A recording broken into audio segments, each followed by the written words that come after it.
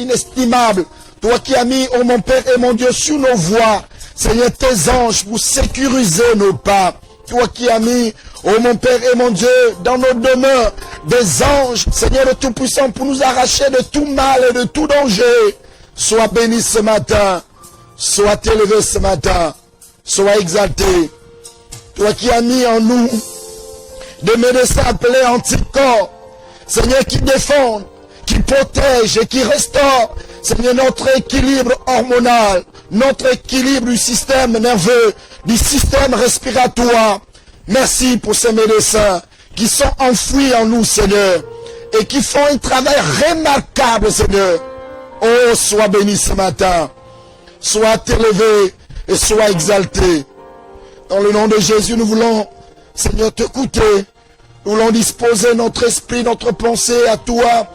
Pendant que tu parles, Seigneur, fais du bien par ta parole, délivre par ta parole, avertis par ta parole. Seigneur, oh Dieu, sauve par ta parole. Pendant que tu parles ce matin, ouvre nos yeux, Seigneur, afin que nous lisions et que nous voyons également, Seigneur, les temps que nous courons. Sois élevé, sois magnifié. Bénis mon frère, bénis ma soeur qui est connecté, qui est à l'écoute, Seigneur, de Tout-Puissant, de ces instants. Seigneur, que ta bénédiction s'invite dans sa vie. Que ta bénédiction couronne sa vie. Afin que sa vie soit une vie de gloire. Sois béni ce matin. Toi, le Père de toute grâce et de toute bénédiction. Reçois notre gratitude et notre reconnaissance. Que la gloire, l'honneur, la majesté te reviennent. Au nom de Jésus. Amen. Amen, amen, amen. Soyez bénis dans le nom de Jésus. Apôtre Jean Clarin, sois béni dans le nom de Jésus. Missionnaire Gabin, que la bénédiction de l'Éternel soit ton partage. Les anges de l'Éternel, comme il est dit, alors t'accompagne dans toutes tes œuvres, dans toutes tes œuvres. Vous savez, je vais dire à quelqu'un ce matin que le royaume de Dieu est un royaume discipliné. Et dans ce royaume, bien-aimé, il y a un roi de rois. Et à côté du roi de rois, il y a le prince des princes. Et à côté des princes, ou si vous voulez le prince héritier, il y a des princes et des princesses. Et Dieu nous a fait grâce alors d'être parmi ces princes et ces princesses. Ce n'est pas un concours que j'ai fait, ce n'est pas un concours que tu as fait, mais c'est la grâce de l'Éternel qui a permis que nous soyons alors la mort de Christ, une mort bizarre, une mort ignoble.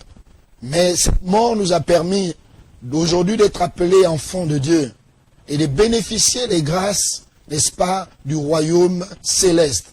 Et ces grâces sont ton partage. Vous savez, un prince n'a pas besoin de solliciter une garde autour de lui. Mais son rang, n'est-ce pas, l'oblige à avoir une garde, veut ou veut pas. Je suis en train de dire à quelqu'un qui se reconnaît comme fils de Dieu, et donc prince ou princesse de l'Éternel, que la garde de l'Éternel est autour de toi, pour te protéger, pour sécuriser ta vie, pour défendre alors ta vie. Je puis te dire que si tu te reconnais comme enfant de Dieu, c'est-à-dire une princesse de l'Éternel, un prince de l'Éternel, sois rassuré que les anges de l'Éternel sont autour de toi pour veiller, parce que c'est leur mission de protéger les anges et des princes et des princesses. Et je puis également dire, dans la même pensée, parce que c'est ma prière de ce matin, lorsque je me suis levé le matin, c'est la prière que j'ai faite. La prière que je fais en disant à Dieu, Seigneur, merci de m'avoir fait un prince. Parce qu'un prince, alors, sa nutrition est assurée par l'intendance, n'est-ce pas, du palais royal. Et je puis donc dire, si Dieu s'occupe, si le royaume, n'est-ce pas, céleste s'occupe des oiseaux qui ne sont pas des enfants de Dieu, mais des simples créatures de Dieu, si alors l'intendance céleste s'occupe de ces êtres, à plus forte raison, nous qui sommes ses enfants, nous qui sommes des princes et des princesses. Soyez donc bénis au nom de Jésus. Maman Nadège, sois bénie au nom de Jésus. Princesse de l'Éternel, sois bénie. Maman Sandra Muriel, princesse l'Éternel, soit bénie. Ma fille Nancy, princesse l'Éternel, soit bénie dans le nom de Jésus. Sois bénie, sois bénie, sois bénie. Maman Muriel, sois bénie dans le nom de Jésus-Christ de Nazareth. Princesse l'Éternel. Mais Maman Cynthia, sois bénie. Bénie et bénie. Je vous dis une chose qui est vraie, qui est certaine. Alors, vous êtes nombreux et je vous prie de partager davantage, n'est-ce pas, le message, le lien, la connexion. Ancien, elle est toujours cachée. Ancien Aïcha, sois béni dans le nom de Jésus-Christ de Nazareth. Que la bénédiction de l'Éternel soit ton partage, en ta qualité, alors d'ancien de l'Église, en ta qualité de princesse de l'Éternel. Sois béni. Sois béni. Recevez alors toutes ces grâces et toutes ces bénédictions. Alors j'étais en train de dire, partagez. Vous allez m'excuser un peu le tas de ma voix. Je ne suis pas grippé. Mais hier, j'ai beaucoup travaillé. Et ce qui fait que j'ai travaillé par la grâce de Dieu de 9h jusqu'à 19h30. Ce qui fait que ma voix, tout naturellement, a pris un petit coup. Mais ça ne m'empêche pas de glorifier et de témoigner le nom de l'Éternel. Alors donc, nous allons ce matin, par la grâce de Dieu, aller dans une suite tout à fait logique de l'enseignement que nous avons eu les 4 derniers dimanches.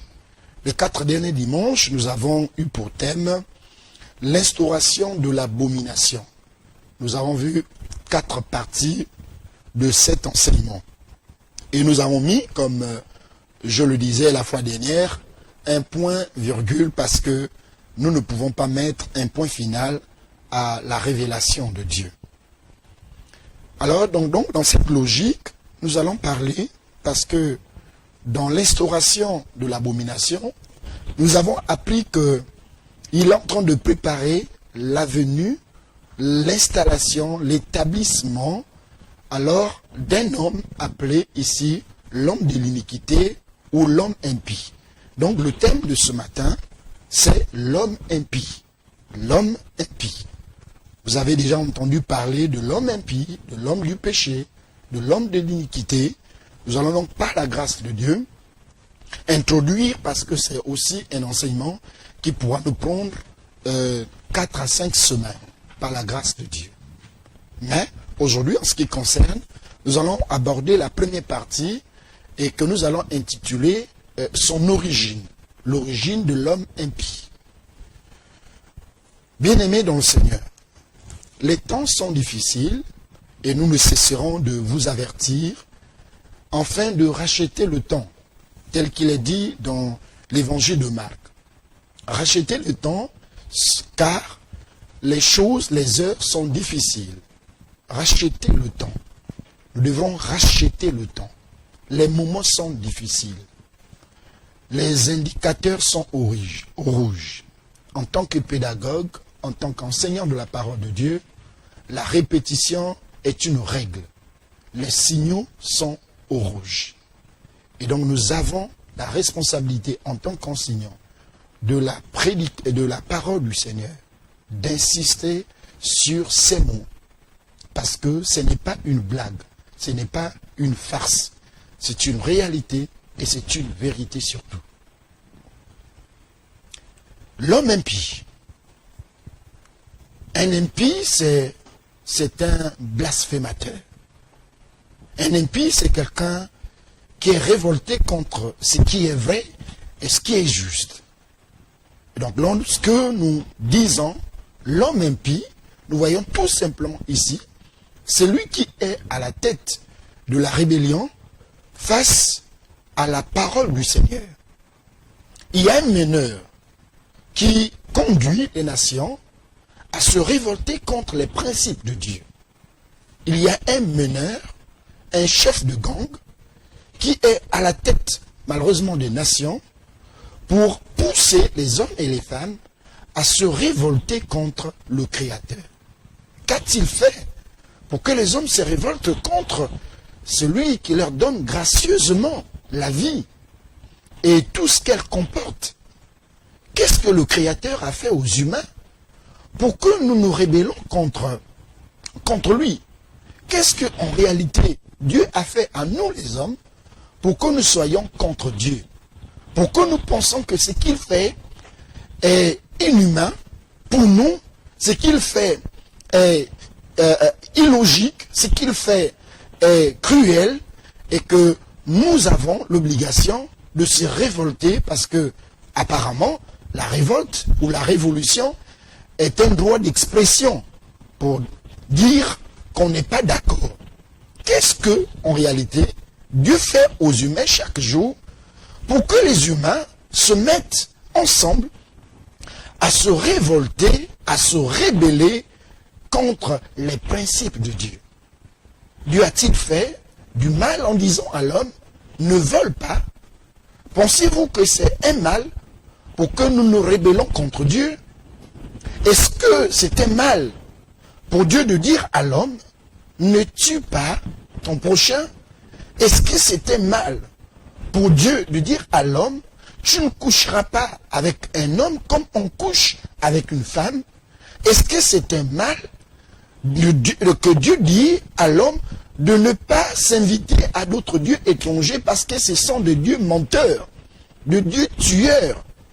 Est-ce que c'est un mal pour Dieu de dire à ses enfants, à sa créature, la plus parfaite des créatures de Dieu, pour que l'homme se rende compte que, en fait, j'ai été créé, non pas à l'image de la gloire de Dieu, mais créé comme un sous-être parmi les êtres?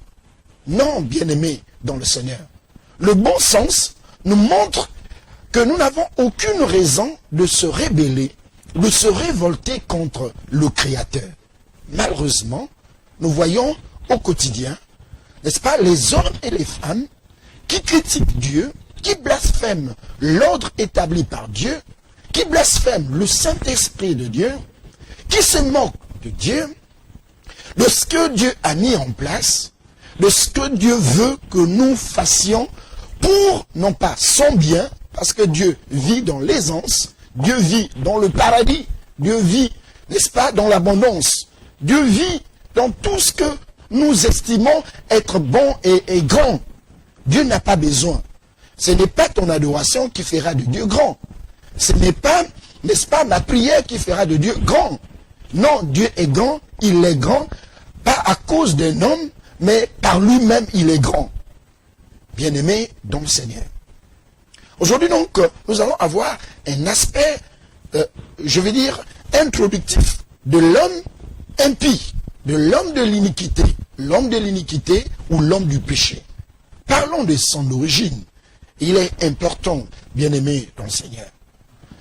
Je puis dire que pour mieux comprendre les choses de Dieu, nous avons besoin de nous référer à sa parole. Raison pour laquelle je vous invite, si la régie peut nous aider, comme elle sait faire, nous allons donc lire le texte de 2 Thessaloniciens au chapitre 2, 2 Thessaloniciens chapitre 2, du verset 7 au verset 10. Il est écrit, et nous lisons au nom du Père, du Fils et du Saint-Esprit. Car le mystère de l'iniquité agit déjà. Il faut seulement que celui qui le retient encore ait disparu. Verset 8. Et alors apparaîtra l'impie. Dans d'autres versions, il est écrit l'homme impie. Que le Seigneur Jésus-Christ détruira par son souffle de sa bouche et qu'il anéantira par l'éclat de son avènement. Le verset 9. L'apparition de cet impie se fera par la puissance de Satan, avec toutes sortes de miracles, des signes et de prodiges mensongers, et avec toutes les séductions de l'iniquité pour ceux qui périssent, parce qu'ils n'ont pas reçu l'amour de la vérité pour être sauvés. Et nous disons Amen, Amen, Amen.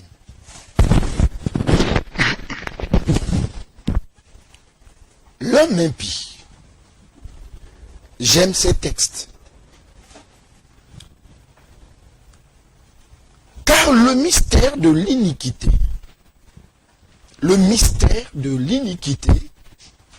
si vous voulez, le mystère de la révolte, de la rébellion, le mystère, le système qui est mis en place par l'homme impie, afin d'inciter les hommes et les femmes à se révolter contre Dieu. Ce mystère est déjà mis en place. Ce mystère est en train d'agir. Ce mystère est en train de toucher et de fragiliser les cœurs, pour que les cœurs non plus s'inclinent à Dieu, mais que ces cœurs se révoltent contre leur propre Créateur.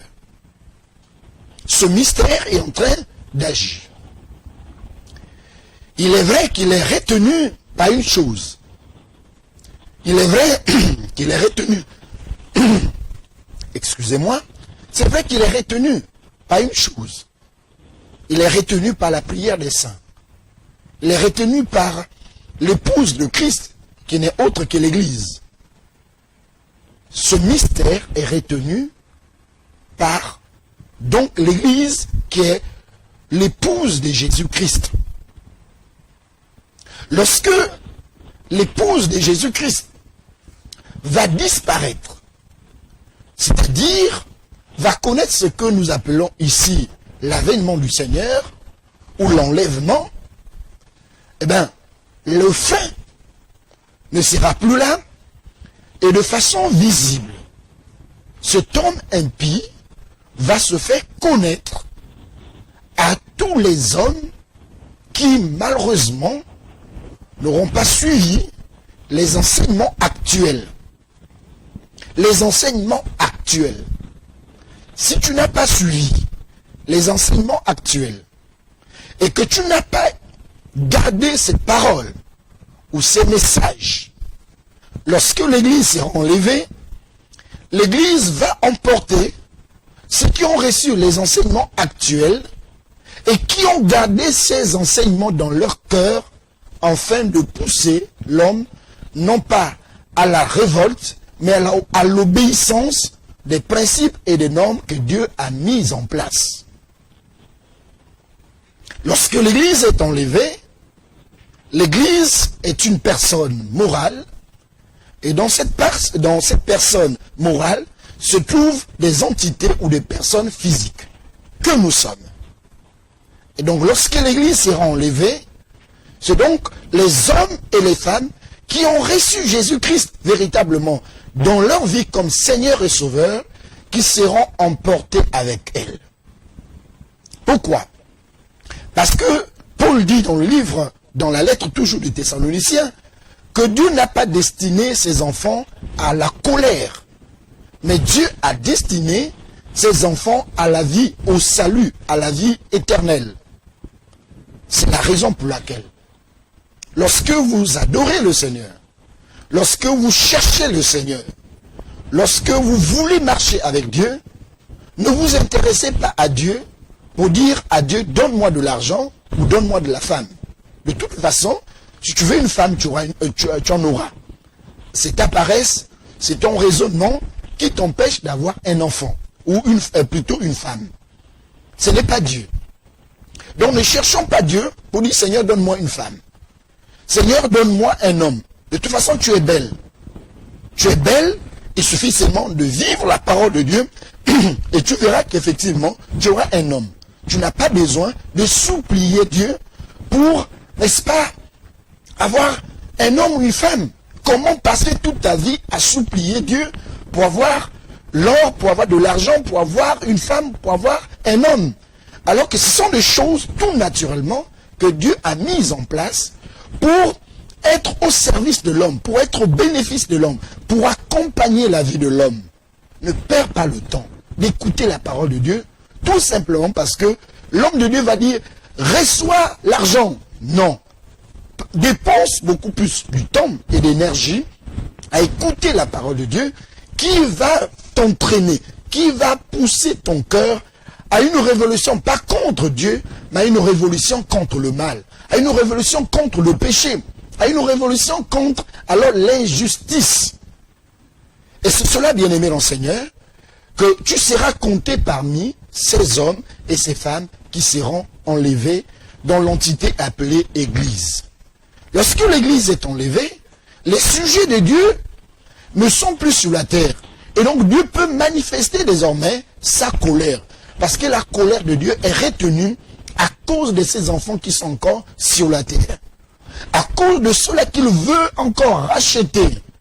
Parce qu'il ne veut pas.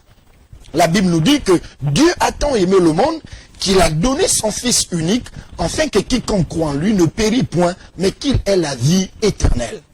Donc jusque-là, Dieu patiente.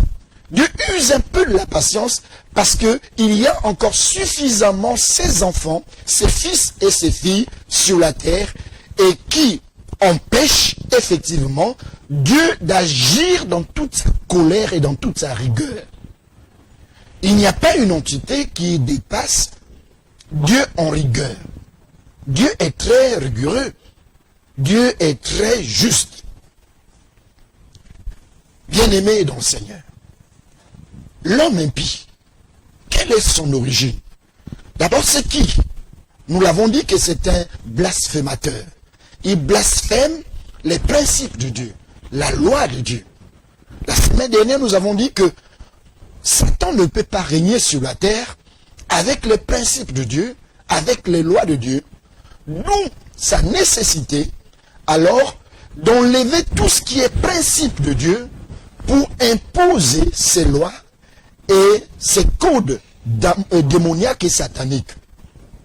Lorsque tous ces codes démoniaques et sataniques seront établis sur la terre, dans les institutions humaines, en ce moment, il fera son apparition, parce qu'il n'y aura plus de frein, il n'y aura plus d'obstacles. Ce qui retenait, son apparition aurait été déjà enlevé par le Seigneur. À titre de rappel, il faut dire à chacun d'entre nous que nous sommes venus seuls sur la terre et qu'un conseil maladroit d'un homme ou d'une femme pour t'empêcher de recevoir la parole n'est pas un conseil à exécuter. C'est un homme méchant. C'est un criminel. Un criminel plus que les criminels que nous voyons sur la terre, qu'on jette peut-être en prison. Parce que cet homme, je préfère quelqu'un qui me tue. La Bible dit d'ailleurs, n'ayez pas peur de ce qui tue seulement la chair, mais ayez peur de ce qui soit à même de tuer et la chair et l'âme. Un criminel, ou les criminels que nous jetons en prison, certes, ils tuent la chair et on le jette en prison, mais au moins, nous sauvons nos âmes, pour ceux qui sont innocemment tués, égorgés. Bien-aimés dans le Seigneur, leurs âmes sont sauvées. Leurs âmes sont sauvées. Mais imaginez ces criminels, avec leurs verbes, avec leurs mots, qui vous séduisent. Qui vous séduisent. Ils sont appelés séducteurs. Ce n'est pas moi qui dis ces mots, mais ce sont les versets que nous venons de lire qui expriment clairement que ce sont des séducteurs. Les enfants de Dieu ne sont pas des séducteurs. Les enfants de Dieu sont des hommes et des femmes passionnés par l'amour et non des séducteurs. Parce que derrière la séduction, il y a un danger. Derrière la séduction, il y a un flou. Derrière la séduction, si vous voulez bien, il y a un hameçon qui capture, n'est-ce pas, la personne. Je puis donc dire que nous avons l'obligation et la responsabilité en ce qui nous concerne, chacun d'entre nous, je veux le dire. Nous avons cette responsabilité de veiller à notre vie. Veille sur ta vie, ma sœur. Veille sur ta vie, mon frère. Le jour que tu es arrivé, même si vous êtes jumeaux, le jour que tu es arrivé seul. Non, tu es arrivé seul. La Bible dit que Jacob voulait s'agripper, n'est-ce pas, sur le pied, n'est-ce pas, de son frère aîné, puisqu'ils étaient aînés. et plutôt jumeaux. Tu es arrivé seul. Et par conséquent, retiens-le. Tu répartiras seul. Seul, tu répartiras. Seul. Sauf si, par la grâce de Dieu, tu écoutes ces enseignements et que le jour de l'enlèvement, tu sois dans le lot. Mais si c'est pas la mort physique que nous connaissons, rassure-toi, je te rassure. Et tu le sais, tu répartiras seul. De la même manière que tu es venu seul, la même manière que tu répartiras seul, la même manière que tu seras seul devant le tribunal de Dieu. Et en ce moment, tu seras en train de bégayer. Parce que devant ce tribunal, il n'y a point de mensonge. Il n'y a point de faux témoignage. Tu ne diras que la vérité.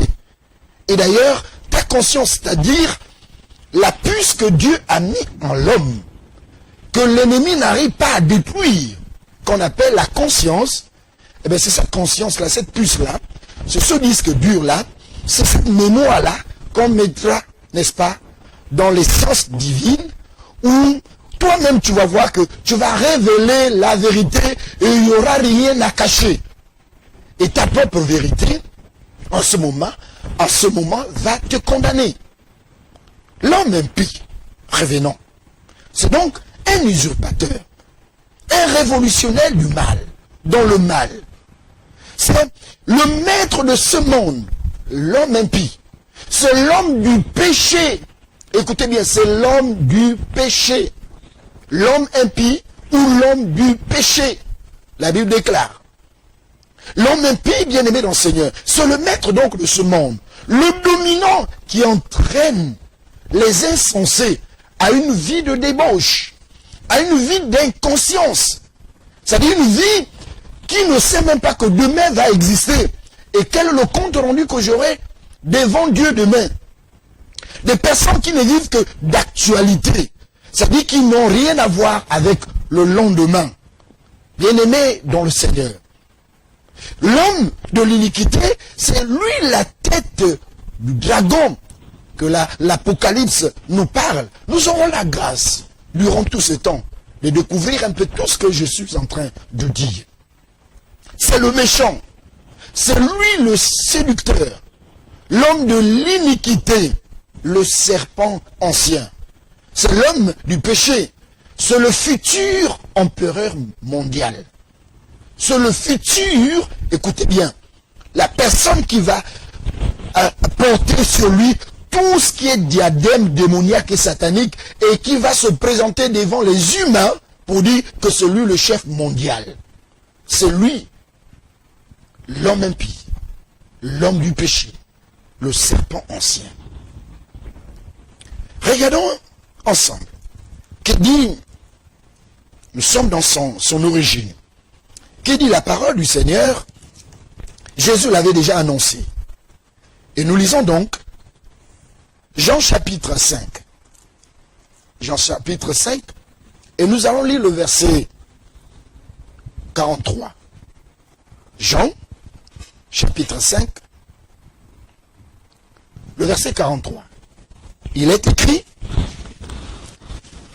et nous lisons, « Je suis venu au nom de mon Père, et vous ne me recevez pas. Si un autre vient en son nom propre, vous le recevrez. » Et nous lisons Amen. L'homme impie, bien-aimé dans le Seigneur, il est annoncé depuis. Jésus l'annonce.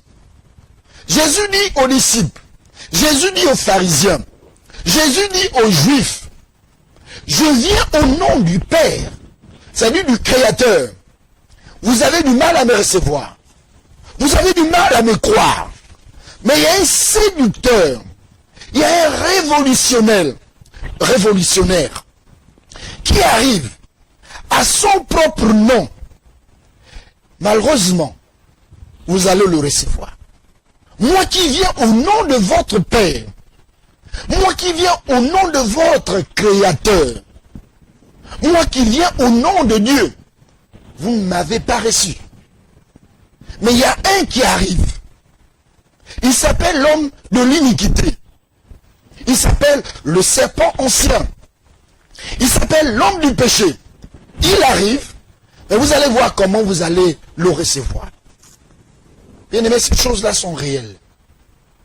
Les personnes qui viennent avec la vérité ont du mal à être reçues chez les hommes.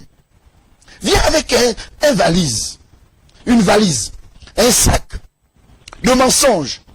Expose aux hommes. Et tu verras combien de fois tu seras acclamé. Tu verras combien de fois tu seras acclamé.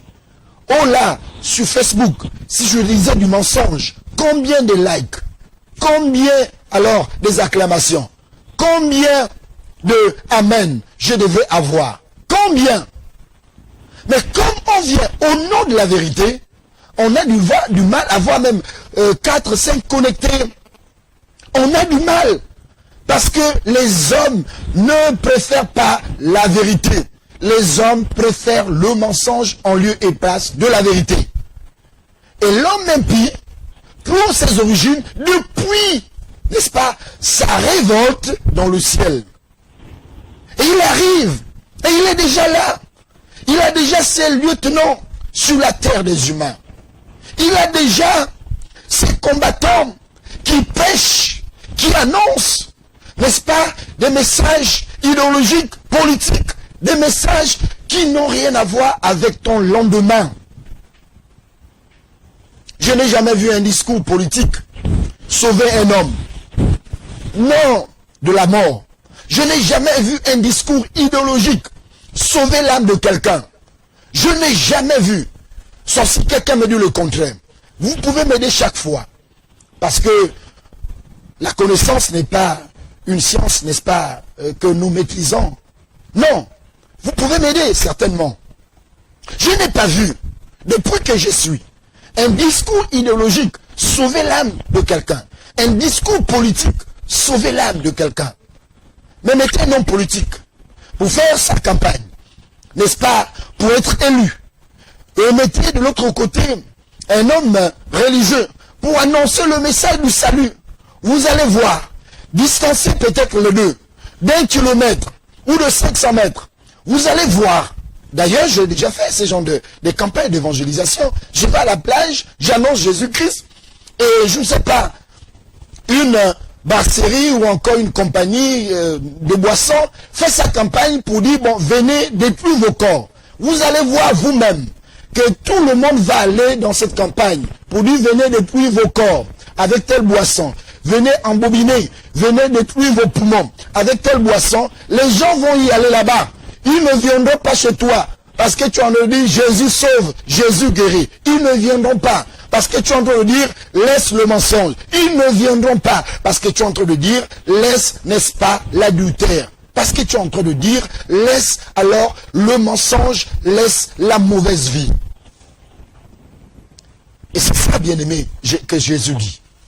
Il a ses origines depuis les cieux parce qu'il s'est révolté. Et il est parti de là-bas, pas au nom de Dieu, pas avec le nom de Dieu, mais il vient avec son propre nom, bien-aimé dans le Seigneur. Vous savez, quel que soit ce que vous pouvez être dans le monde, vous avez besoin d'un nom. On peut appeler un mentor, on peut appeler un père spirituel, mais tu as toujours besoin. Et raison pour laquelle tous les hommes politiques se réfèrent toujours à un autre homme politique. Ils vont dire, je viens au nom, je ne sais pas, du feu président, un tel, nom de telle personne. Et oui, parce que c'est leur référence. Mais cet homme impie n'aura aucune référence. Aucune référence. Pour dire, je viens au nom de telle personne, ou de telle entité. Il viendra à son propre nom. Et de telles personnes, ce sont des voleurs, ce sont des blasphémateurs. Nous allons avancer un tout petit peu, bien-aimés dans le Seigneur, et nous allons lire cette fois-ci Daniel chapitre 8.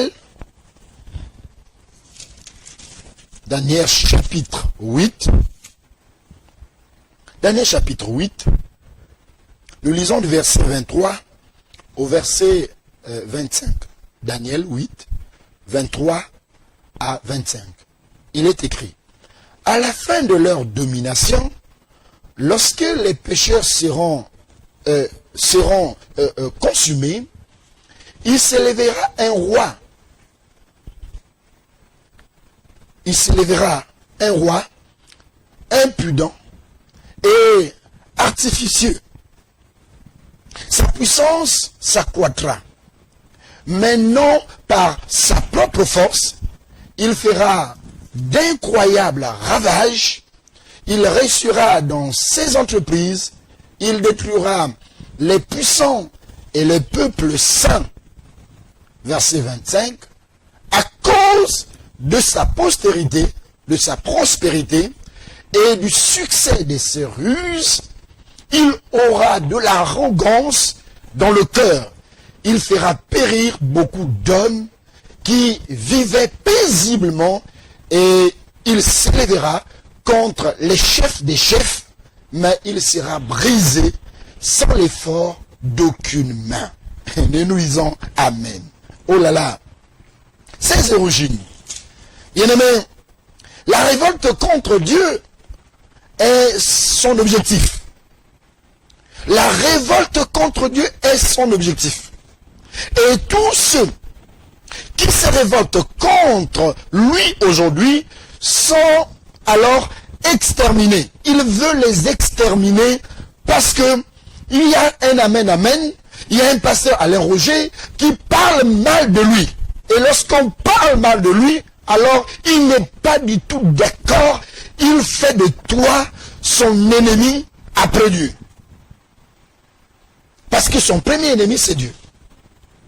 Parce que c'est la place de Dieu qu'ils vont occuper. Il veut faire comme ce que les hommes politiques font quelque part. Je fais un meeting, et non, moi, je fais un contre-meeting. Pour regarder, pour voir un peu la force, n'est-ce pas, de l'un ou de l'autre. La force de mobilisation de l'un ou de l'autre. Et Satan est dans cette logique. Il faut qu'il draine des foules pour révolter contre Dieu, pour se révolter contre Dieu, pour montrer à Dieu que tout ce monde-là ne sont pas à ta cause. Tout ce monde-là sont à ma cause, et donc par conséquent, eh bien c'est moi le vrai Dieu. Par conséquent, c'est moi le vrai Seigneur.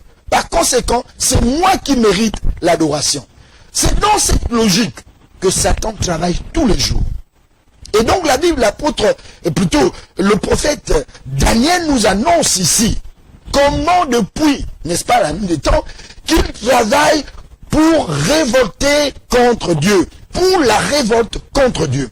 Et tous ceux qui se révoltent aujourd'hui avec lui, sont ses adeptes, sont ses lieutenants, tous ceux qui le suivent, tous ceux qui le suivent, qui le suit aujourd'hui, qui suit l'homme impie aujourd'hui, mais tous qui pratiquent le faux, tous qui égorgent sans pitié, tous qui détruisent, éliminent la vie, alors les vies innocentes, ce sont les lieutenants de l'homme impie, ce sont les adeptes de l'homme impie, tous qui votent les lois iniques, ce sont ces adeptes, ce sont ces bras séculaires, ce sont alors ses alliés, ce sont ses collaborateurs. Bien-aimé dans le Seigneur, où es-tu? Tu te situes où? Du côté de ceux qui se révoltent contre le Créateur parce qu'il t'a fait du bien, ou de ceux-là qui disent je ne peux pas me révolter contre mon Créateur parce que le seul mal qu'il a fait, s'il y a un mal, c'est de m'avoir donné la vie et d'être un homme et non un chef sur la terre. Est-ce que c'est le mal que Dieu nous a fait? Le fait qu'il nous a fait homme, il nous a créés à son image et à sa ressemblance. C'est le mal, apparemment, que nous avons, que Dieu a fait à l'homme. L'homme souhaite qu'il soit un chien sur la terre, qu'il soit un cabri sur la terre, qu'il soit un cheval sur la terre. Non, frère. Non, ma sœur. La révolte contre Dieu est déjà dans nos gènes. La révolte contre Dieu est déjà, bien-aimé mon Seigneur. Et d'abord, d'ailleurs, Paul dit que tous ont péché, sont privés de la gloire de Dieu. En même temps, nous désirons la gloire. en même temps nous sommes privés de la gloire parce qu'il y a déjà la révolte en nous. Parce que notre sang déjà porte des stigmates de la révolution. Des gens qui marchent contre Dieu. Des gens qui ont, d'une manière ou d'une autre, des panneaux sur les têtes et qui disent, nous ne voulons pas cette vie, nous ne voulons pas cette vie, la vie de sainteté, nous ne voulons pas la vie, n'est-ce pas, de pureté, nous ne voulons pas. Seigneur, laisse-nous, abandonne-nous. Et on est tout content. On est tout content. Parce que chacun, n'est-ce pas, veut être libre. Dieu est dictateur. Il me dit, ne pas tuer. Non, je vais tuer, je vais égorger. Je vais faire sortir. Non, je n'ai pas besoin de cet enfant dans le ventre. Non. Vous voyez des gens avec les panneaux sur leur tête qui se révoltent contre Dieu. Parce que l'homme impie est celui qui agite. C'est lui qui motive. C'est lui qui pousse tous les autres êtres humains sur la terre de se révolter contre leur créateur. Bien-aimés dans le Seigneur, l'émergence, n'est-ce pas, de cet homme impie se fera par l'adhésion, n'est-ce pas, des lois iniques. Et nous sommes en train de voir, d'assister avec impuissance l'instauration, pour ne pas revenir là-dessus, n'est-ce pas, de ces lois iniques, de ces principes qui n'ont ni tête, ni queue, ni logique. Aucune logique. Aucune. Comment vous pouvez comprendre que quelqu'un dit, non, je ne veux pas avoir dans ma vie une femme, comme je suis un homme, je ne veux pas une femme, mais je veux avoir un homme. Et en même temps, il dit, je veux avoir un enfant. Mais il n'y a pas de logique. Il n'y a pas de logique. Il n'y a pas de logique, mais les gens acceptent. Les gens trouvent que non, c'est normal. D'ailleurs, l'enfant que tu vas même acheter là ou adopter là, parce que toi, tu n'as pas voulu faire par tes propres entrailles, avoir un enfant qui te ressemble comme toi. Tu verras l'enfant que tu vas prendre là, que tu vas adopter là. Il sera maudit. Toi-même, tu es maudit. Tu verras toi-même que cet enfant-là sera le pire de tous les problèmes que tu auras sur la terre. Parce que c'est pas normal. Ça s'explique pas. Que tu es homme, tu décides, n'est-ce pas, au lieu d'avoir une femme dans ta vie, tu décides d'avoir dans ta vie un homme. Et en même temps, tu dis, je veux avoir un enfant. Mais tu es malade. Il y a quelque chose qui ne va pas. Parce que derrière, il y a l'impie qui incite. Il y a l'impie qui séduit. Il y a l'impie qui vous aveugle. Et vous ne voyez rien. Vous ne comprenez rien. Bien-aimés dans le Seigneur.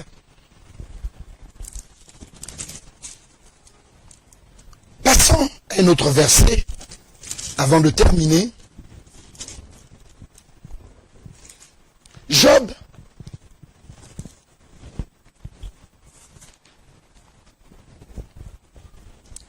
Job chapitre 9. Job chapitre 9. Le verset 24. Job chapitre 9, le verset 24. La Bible nous dit: la terre est livrée aux mains de l'impie. Il viole la face des justes. Si ce n'est pas lui, c'est est-ce donc? Amen. La terre est livrée aux mains de l'impie. Il viole la face des justes, des juges. Autant pour moi, je vois un peu mal désormais. Il viole la face des juges. Si ce n'est pas lui, qui est-ce donc, bien-aimé dans le Seigneur? L'homme impie est là sur la terre. Chaque jour, il prend diverses, n'est-ce pas, on va dire, divers habits, postures. Comme lui, c'est un imposteur. Et la Bible nous dit clairement que la terre est livrée aux mains de l'impie. La terre est aujourd'hui livrée aux mains de l'impie. Aux mains de l'homme d'iniquité. L'homme du péché aujourd'hui, la terre est livrée à lui. Aujourd'hui, la terre est vraiment livrée à cet homme appelé l'homme de l'iniquité. Pourquoi la terre est livrée? Vous allez me dire, mais pasteur, Dieu est où? Pour que Dieu cède facilement aussi une bataille comme, une guerre comme celle-là avec son pire ennemi, Satan. Son adversaire. Écoutez, Satan n'est pas un adversaire de taille pour Dieu. Nous l'avons lu dans Daniel. Que Dieu va les détruire sans aucun concours d'une main humaine. Dieu va les détruire. Ne me dites pas, mais pourquoi Dieu retarde pour le réduire ou le détruire? Ce n'est que je ne suis pas dans le secret de Dieu. Mais ce que je sais dire, c'est que ne suis pas l'homme impie. Ce que je sais dire, bien-aimé dans le Seigneur, ne suis pas son conseil. Ne suis pas son conseil. Sa petite danse-là, ne suis pas. Son petit argent-là, ne suis pas.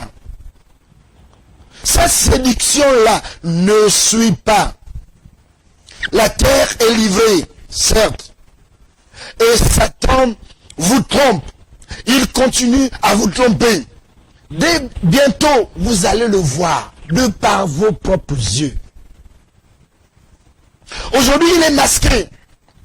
Aujourd'hui, il est un peu caché. Aujourd'hui, on a du mal à voir est-ce Dieu dans mes actions et Satan. Mais demain, vous n'aurez plus à vous questionner est-ce Dieu et Satan.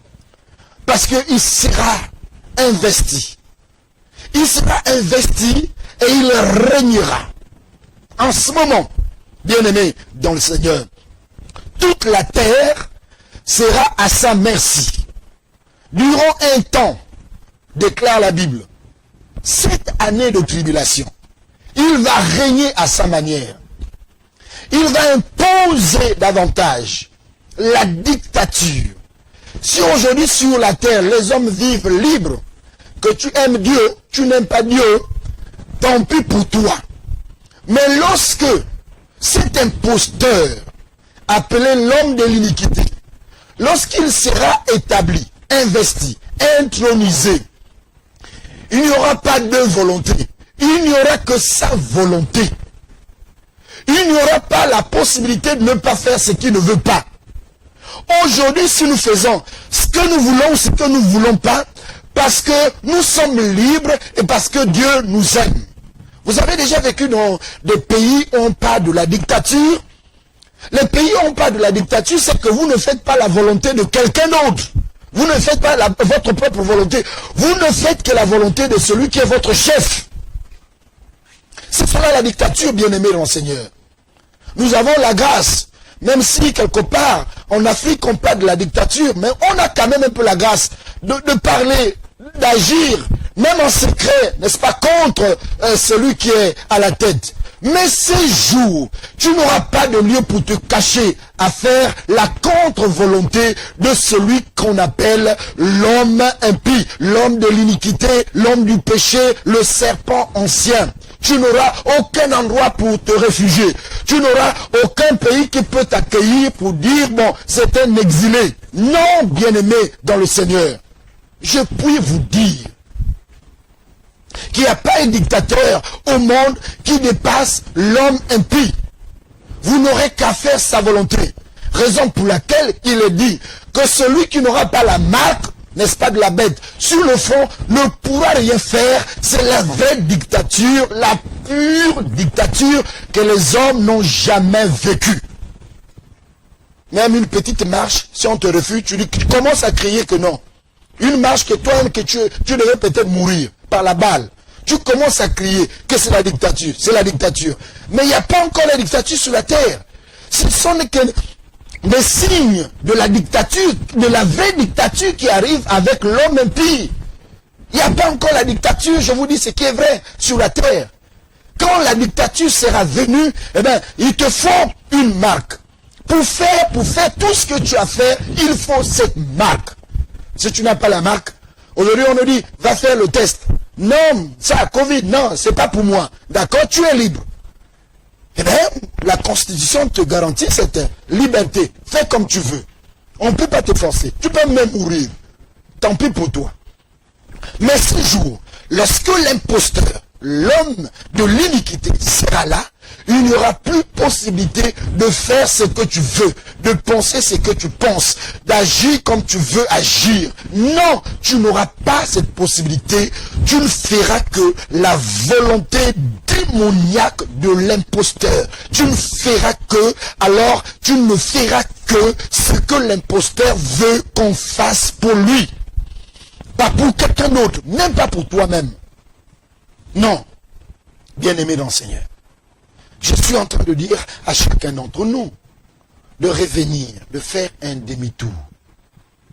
L'homme de l'iniquité est en train alors de prendre les quartiers. L'homme de l'iniquité est en train de prendre le quartier. Peut-être une partie de toi est déjà envahie par les actions de l'homme de l'iniquité. C'est regrettable que ce jour tu regrettes. Que tu pleures et que tu dises, oh le pasteur là nous disait, il nous parlait. Oh le pasteur là insistait beaucoup. C'est regrettable. Mais moi qui vous parle, je serai déjà au ciel. Avec, n'est-ce pas, le mari de l'épouse. Oui, bien-aimé dans le Seigneur. Je vous invite à réviser nos vies, à réviser vos vies. Je vous invite à ne pas suivre le discours, n'est-ce pas, de la séduction. La séduction. Aujourd'hui, avec Facebook, séduction. Si tu n'as pas une voix, n'est-ce pas, qui intéresse aux hommes, qui séduit aux hommes, qui flatte aux hommes, personne ne va t'écouter sur Facebook. Parce que quoi? Parce que la séduction est en marche. Parce que quoi? Parce que, eh bien, l'imposteur a une langue qu'on a blessée. Comme on le dit au quartier. On l'a blessé sa langue. Et quand il parle là, c'est pour te séduire. Non pas pour te faire du bien. Sa langue est vaccinée, comme on le dit. Son micro est bien vacciné, trempé. Donc quand il parle là, c'est pour séduire, pas pour te faire du bien. Tu vas voir la popularité. Oh non, c'est un homme populaire, mais c'est pas la même chose. Moi, je suis conduit par le Saint-Esprit. Le Saint-Esprit n'attire que ce qui est saint. Et par rapport aux autres, bien-aimé dans le Seigneur, je suis en train d'exhorter quelqu'un de revenir, de réviser, parce que les temps sont difficiles.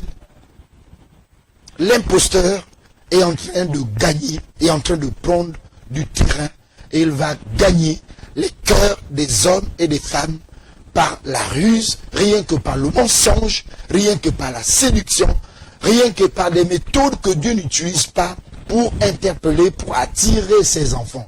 Dieu attire ses enfants rien que par la vérité, pas par un autre discours, un discours de vérité. C'est ce que, par la grâce de Dieu, nous nous efforçons à donner chaque jour, chaque dimanche, au peuple qui s'intéresse à ce message. Je sais que peu s'intéressent à ce message. La Bible nous dit clairement qu'il y a beaucoup d'appelés, mais peu d'élus. Mon message, je suis convaincu que mon message est un message qui vient de Dieu et donc qui n'intéresse que des élus, pas des appelés. Et raison pour laquelle vous allez constater que ne vous contentez pas. Non, mais il y a eu à peine 800 vues seulement. Il y a eu seulement 4 vues. Non, ne vous contentez pas de ça. Je n'ai même pas le temps de booster ce que je veux. Non. C'est vrai que l'idéal serait que tout le monde m'écoute. Mais tout le monde n'est pas appelé à saisir ce que l'Esprit du Seigneur nous communique. Vous qui êtes connectés à ma personne et à la divinité que je sers, c'est-à-dire à la personne de Jésus-Christ, soyez bénis. Je vous vois au ciel. Je vous vois avec la vie éternelle. Je vous vois, n'est-ce pas, avec le salut. Je vous vois avec la vie que Dieu a destinée pour ceux qui aiment la vérité de Dieu. Soyez rassurés que vous ne serez pas dessus avec ce genre de message. Soyez rassurés que Dieu comblera vos cœurs et vous bénira de toutes les bénédictions terrestres et célestes. Je vous ai parlé de l'homme impie en introduction. Par la grâce de Dieu, les dimanches qui suivent, nous allons dans les détails et dans les profondeurs. Nous verrons assurément, en dehors de son origine, mais nous verrons également ce que moi j'appelle ici son système. Et là, nous aurons beaucoup à découvrir.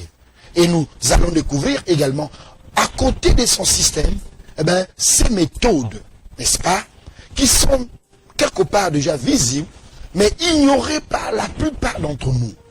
Et vous verrez, lorsque je vous parlerai de ces choses-là, vous serez surpris de voir que c'est l'une des méthodes que Satan utilise aujourd'hui pour atteindre même l'Église et même les hommes de Dieu que nous sommes. Que Dieu vous bénisse, recevez la paix de Dieu, là vous êtes, et que la grâce de Jésus-Christ et son bonheur s'invitent dans vos vies chaque jour. Que cette parole vous fasse du bien et vous pousse à vous révolter, pas contre Dieu, mais contre le péché et contre le chef du péché qui est l'homme impie.